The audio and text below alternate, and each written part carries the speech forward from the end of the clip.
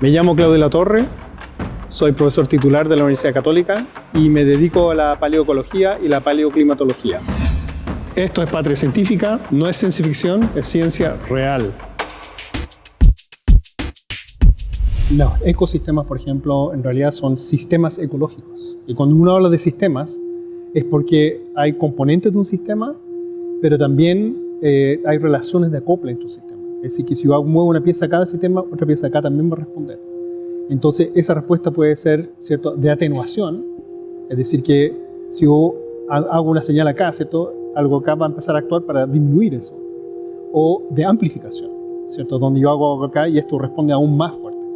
Entonces, esa retroalimentación para mí es un concepto clave que yo creo que todo el mundo debería entender y que me encantaría que realmente se percibiera dentro de la sociedad como algo fundamental de cómo están, ¿cierto?, cómo están relacionados los seres vivos sobre la Tierra.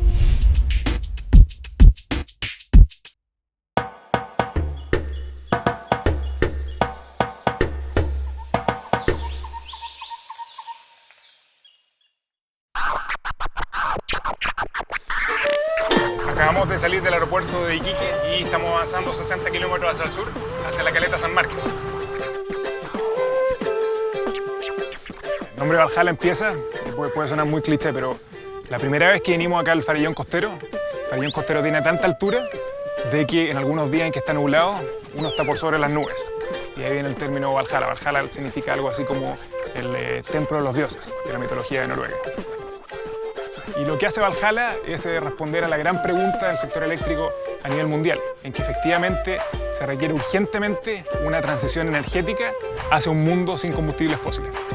Pero es igualmente cierto de que si bien la energía solar y la energía eólica han bajado dramáticamente de precio y hoy día en el caso de Chile son más baratas que el carbón, son de naturaleza intermitente. Entonces, almacenamiento a nivel mundial es la respuesta que se está esperando y para eso hay un portfolio de tecnologías.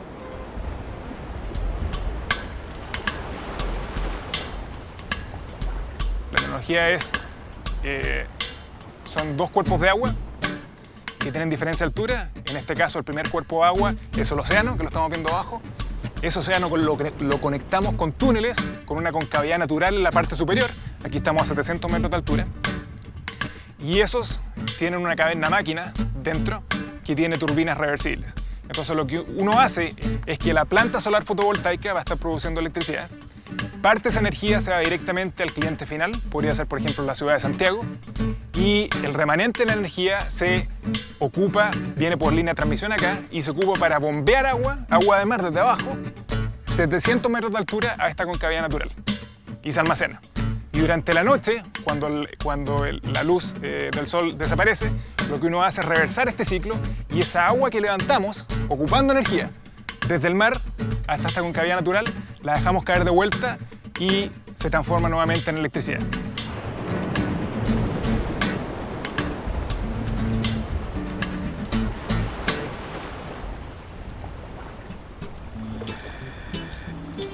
La central es de 300 megawatts.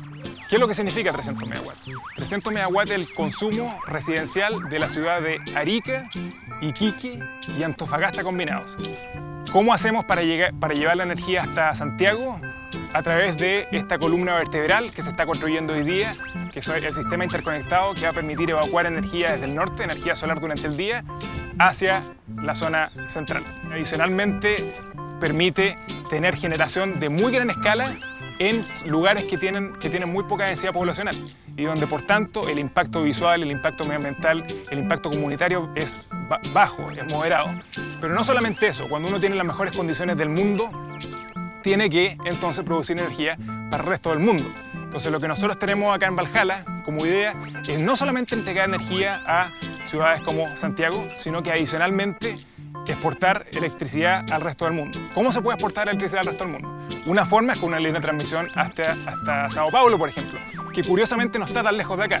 Está a menos de 2.000 kilómetros y nosotros estamos a 1.300 kilómetros de Santiago.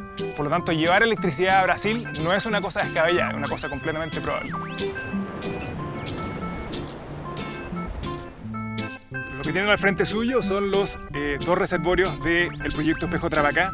Estos dos reservorios son con cavidades absolutamente naturales. Antiguamente fueron mares salados que se evaporaron a lo largo de miles y miles de años, pero son estas concavidades que permiten almacenar enormes volúmenes de agua sin ninguna intervención artificial. Aquí no hay represas, no hay absolutamente nada de ese tipo. En términos de superficie son 375 hectáreas, que para ponerlo en perspectiva es el equivalente a 500 canchas de fútbol. El volumen son 54 millones de metros cúbicos, que, haciendo una analogía, sería el equivalente a 22.000 piscinas olímpicas, que adicionalmente están extremadamente elevadas sobre el océano que está inmediatamente detrás nuestro. Típicamente las centrales de almacenamiento permiten almacenar hasta entre 6 y 12 horas. La concavidad aquí es tan gigantesca y está tan elevada que permite almacenar energía durante 280 horas. Si el sistema se cayera, nosotros podríamos operar durante 280 horas a full capacidad de la central.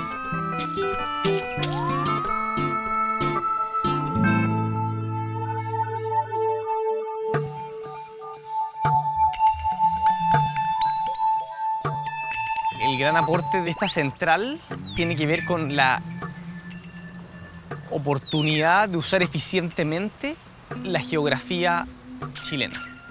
Y en ese devenir, en el desarrollo de este proyecto, sí en el fondo se aplicaron tecnologías bastante de frontera para poder en el fondo optimizar el proyecto y hacerlo competitivo con centrales fósiles tipo carbono o gas natural.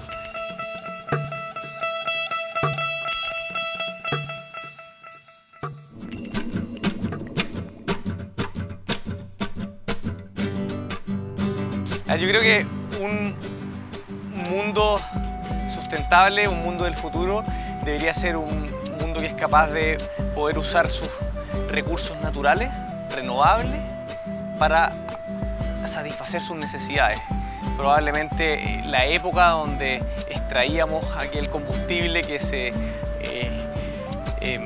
fosilizó desde un proceso de miles de años se acabó y se tiene que terminar, no solamente por una cosa económica, sino que además por una cosa de sustentabilidad del planeta. Y este es un gran momento para el planeta. Yo creo que después de 30 años, 40 años para alguna gente, esperando en que las energías renovables no convencionales, en particular el viento y el sol, fueran finalmente competitivas, estamos en ese mundo hoy día. El caso de Chile tal vez el más dramático a nivel mundial, donde la energía solar es menos de la mitad del costo de la energía en carbón. Pero seguimos teniendo un gran desafío, y el gran desafío a nivel mundial es cómo transicionar a esa matriz energética limpia desde una matriz con generación con combustibles fósiles.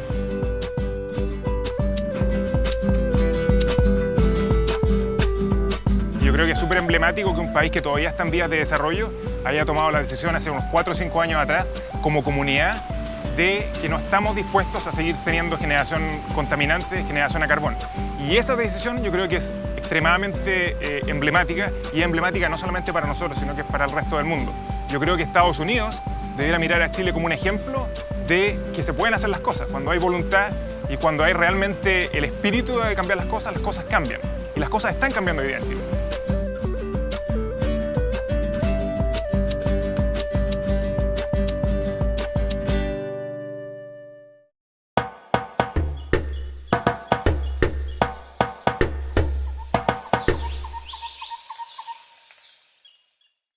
¿Eres adicto a la tecnología? Internet está comenzando una revolución que nos hace cambiar radicalmente la forma de vivir.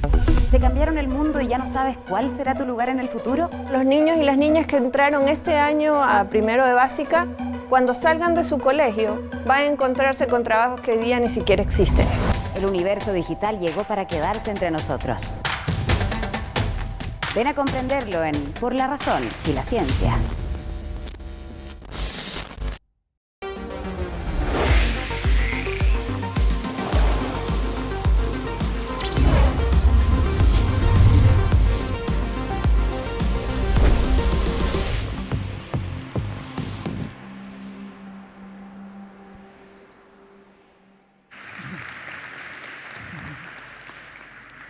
Thank you so much for having me here today. So first I wanted to tell you that before we even knew the Antarctic continent existed, the ancient Greeks insisted that a great southern land must exist in symmetry with the north. Without it, they said, the whole world would topple over. And the Greeks were right.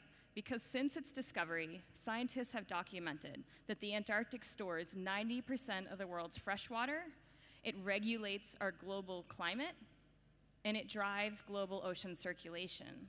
And despite being one of the harshest environments in the world, as Marcelo just described, it is the coldest and windiest place, and the waters are below the point of freezing.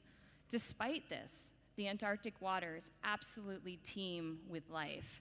In fact, studies have shown that Antarctica contains our healthiest marine ecosystems left in the world.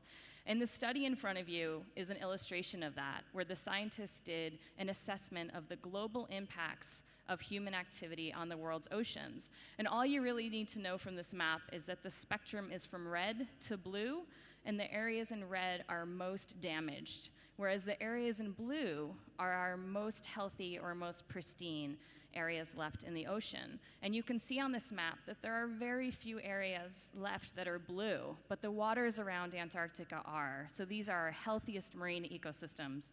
Why? Well, as Marcelo described, Antarctica is very remote, so it's very far away and hard to get to. And there's also a shield of ice that forms around it, and this is what the graphics are showing you. Antarctica in the winter is on your left, and Antarctica in the summer on your right. But it's not just remoteness and ice, it's also political will. And I want to highlight that scientific collaborations in Antarctica have created a framework where countries can work side by side as scientists, even if there are diplomatic tensions at home. And we have been doing this in Antarctica since the 1800s. And I want to highlight one particular scientific collaboration of the International Geophysical Year that happened in 1957-58. And this scientific collaboration led directly to a political collaboration and the signing of the Antarctic Treaty in 1959 at the height of the Cold War. And this was a phenomenal agreement. If you read the treaty, it actually sets aside the entire continent for the sake of peace and science. The treaty bans military activities, it bans nuclear activities. Later agreements also ban mining, so mining is not allowed in Antarctica. The treaty also suspends any sovereignty claims, and so there are no indigenous people in Antarctica, but there are claims there, and the treaty essentially freezes those claims, creating it as an international space. And I want to pause and highlight how amazing this is. The Antarctic continent is essentially a world park, and it belongs to all of us. And I don't know anywhere else in the world that we have had international differences and set them aside so that we could actually protect a place for the sake of humanity. I truly believe it's our species at its best.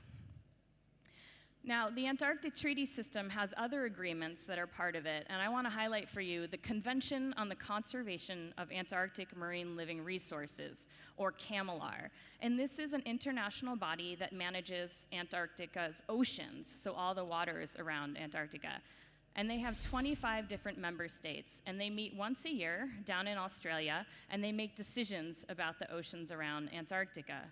And in line with the Antarctic Treaty, they are seen as a global leader in conserving our oceans.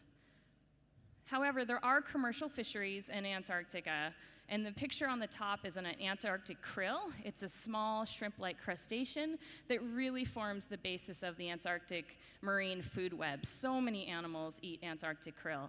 Have any of you ever eaten an Antarctic krill that you know of? Probably more of you have than you think, because the fishery is actually largely for fish meal, to feed aquaculture, and to feed pigs and chickens. And then the other main industry that we fish krill for is omega-3 pills, so health supplements. So if you've taken fish oil pills, you very well may have been eating Antarctic krill. And indeed, it is the fish oil market that is putting more pressure to fish for krill because it's a very lucrative market. Now, the second main fishery is for toothfish, and toothfish are the top fish predator in the Southern Ocean. We don't have sharks in Antarctica, and so toothfish fill that role. They grow in excess of 2 meters. They will weigh more than 140 kilograms. They're a massive fish, so they very much are the top fish predator in the Southern Ocean. Now, in the United States, we don't call them toothfish, we call them Chilean sea bass. And here in Chile, my understanding is you call them bacalao de profundidad, is what they are called here. And for me personally, this fish is a fish that I fell in love with, this beautiful fish. Do you all think this fish is beautiful, no? But 15 years ago, I was able to start studying the life history of this fish to try to understand how old do they get, where do they live, when do they mature. And as I was studying it, I learned more and more that this fishery is very vulnerable. This fish lives to be 50 years old. It matures late in life, and it is very vulnerable to overfishing. And while its name, Bacalao de Profundidad, means cod from the deep, I also would like you to consider that it means a profound cod. And this fish truly has the most remarkable adaptations. It has antifreeze in its blood that keeps it from freezing solid. So it's a truly remarkable animal. I don't know if you are wondering why we are fishing in Antarctica. When I started studying these fish, I kept wondering, why would we send fishing vessels literally to the bottom of the world? These are the most remote waters that you could send a vessel. It's very dangerous. But the reason is that we have really damaged fisheries all over the world. And this is a graphic from the United Nations showing you that by 2008, 90% of our global fisheries were overexploited. So we have very few places left in the world where we still have room for expansion, if you will, and many consider Antarctica to be a place where we still have room. But I want to show you that it's actually quite a busy international fishing space. The map in front of you shows Antarctica, and the thick black boundary around it is the CAMLR boundary, so that's their management boundary. And every flag represents a vessel that notified to fish. So I hope what you can see is actually it's a very busy space for fishing, and as I said, there is increasing pressure. Chile actually does engage in krill fishing around the Antarctic Peninsula, as well as many other countries do. Now, in addition to fishing pressure, as many of you know, Antarctica is undergoing rapid environmental change due to global climate change.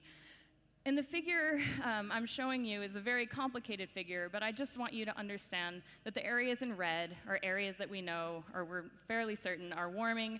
Areas in blue are areas that are cooling. So it is a complicated story, but we know it's changing, and we know that it is impacting the ecosystem. Around the peninsula in particular, we have already started to see declines of penguin populations and other animals.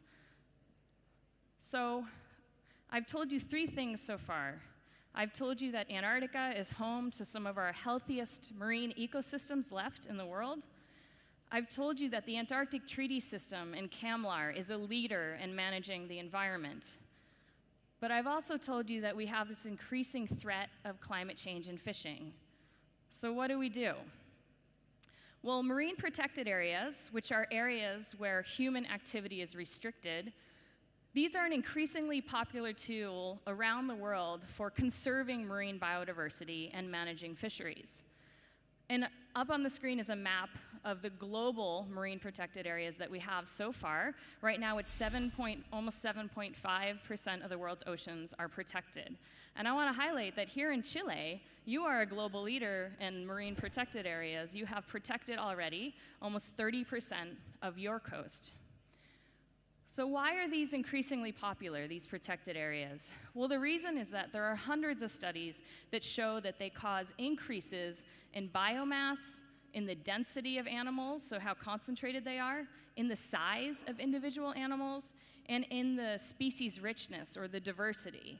And there are many studies that show this, that essentially within a protected area, you have more life and the ecosystem is healthier. And this is really important for places like Antarctica because we've shown that you can actually have the system be more resilient to climate change if it's in a protected area. Now, CAMLR actually has been talking about marine protected areas for many decades, and they are considered a leader in developing international protected areas on the ocean, which is a very difficult thing to do.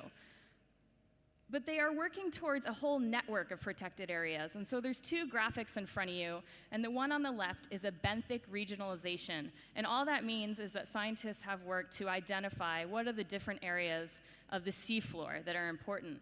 And then the map on the right is a pelagic regionalization, so just trying to understand what are the different regions in the ocean's water column. And the point being that the goal is to get protected areas that encompass all the different colors on the map, and that will allow the system to be most resilient. Now, I want to tell you a short story about the Ross Sea Antarctica in particular. So here in Chile, we are closest to the Antarctic Peninsula, and the Ross Sea is on the opposite side of Antarctica, closest to New Zealand. And this area was a priority for protection because it was considered to be the healthiest of all large marine ecosystems left in the world. And not only is it a healthy system, it's incredibly productive. And the picture in front of you was taken by NASA, so it was taken from outer space, and it shows you a phytoplankton bloom in the Ross Sea. And this phytoplankton bloom happens every summer, and it drives an incredible array of life. The Ross Sea supports disproportionate amounts of emperor penguins and Adelie penguins and many species of seals and whales and other animals. Now I want to introduce you to this man on the screen. His name is Dr. David Ainley. He's an Antarctic ecologist based in the United States. And David has been working in the Ross Sea for decades, trying to understand how the ecosystem works. And for him, Antarctica and the Ross Sea in particular was special because it was this place where he could understand how does a healthy ecosystem work. And he considered it to be one of the only places in the world where you could study that. And so what he saw happening in the Ross Sea in the mid-1990s was a commercial fishery for toothfish beginning to happen. And he was really worried it was going to disrupt the whole ecosystem. So he started a big effort and wrote many scientific papers making a case that we need to protect this place to keep it as a living laboratory. Now, his work got the attention of a critically acclaimed conservation photographer based in Boulder, Colorado, named John Weller, and that's the man on the screen in front of you. And John and David got together and started a project called The Last Ocean. Now, at the time, I was still studying toothfish, and John and David found me, and John in particular approached me and said, "We need to talk about toothfish." And he convinced me to join this project and later convinced me to marry him as well, as we worked on the project over the course of 10 years. And so we also recruited a filmmaker from New Zealand, and the four of us took on this issue.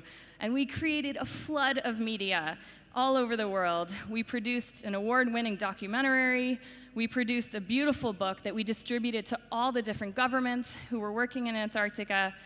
And in order to really get the public excited, we got a couple celebrities to use the media as well. And this is something that sort of frustrated us because we could advocate it and get maybe 7 signatures, but if Leonardo DiCaprio is advocating for you, you will get millions. But this really helped the public get very excited about this place that's so far away and so hard to feel.